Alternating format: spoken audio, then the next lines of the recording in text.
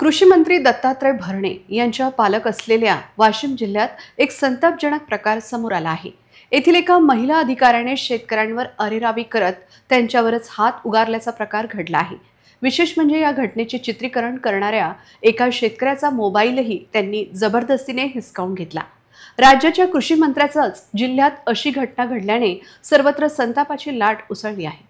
तुम्ही जावळे साहेब सोबत जेवण केलात का कॅबिनेटमध्ये? आम्ही 10 मिनिटं थांबलो बाहेर।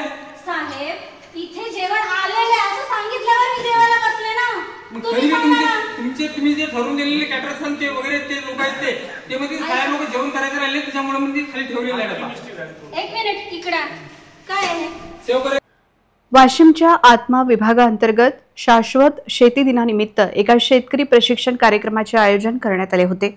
मात्र या कार्यक्रमात शेतकऱ्यांसाठी जेवण अपुरे पडल्याने मोठा गोंधळ निर्माण झाला।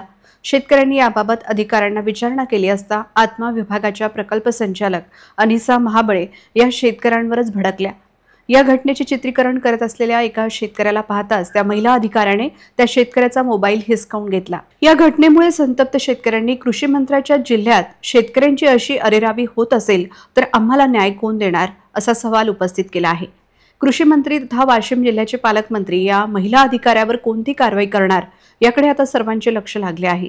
दरम्यान अनिसा महाबळे यांनी मात्र माध्यमांनी विचारणा केल्यावर असा कोणताही प्रकार घडला नसल्याचे सांगत या प्रकरणावर पांघरून घालण्याचा प्रयत्न केला आहे। ॲक्च्युली आम्ही बोलत होतो आणि आमची चांगली सगळ्यांशी की खूप चांगलं प्रशिक्षण झालं मॅडम अशी चर्चा सुरू होती आणि मध्येच एक जण शेतकरी आला आणि आम्हाला जेवण नाही मिळालं हे बोलायला लागले आणि आपण त्यांच्याशी बोलतच माझं लक्ष गेलं तर एक छोटा मुलगा तिथे व्हिडिओ काढत होता आणि आपण सहज जेव्हा एखादी ऑफिशियल तिथे बोलत आहोत तर त्रयस्थ व्यक्ती कोण येऊन इथे व्हिडिओ काढतोय तर तेवढंच फक्त विचारणा केली आणि मग तो म्हणजे काय नेमकं तुझा उद्देश ते दाखव म्हणून फक्त त्याच्याकडे दाखवण्यासाठी हे केलं।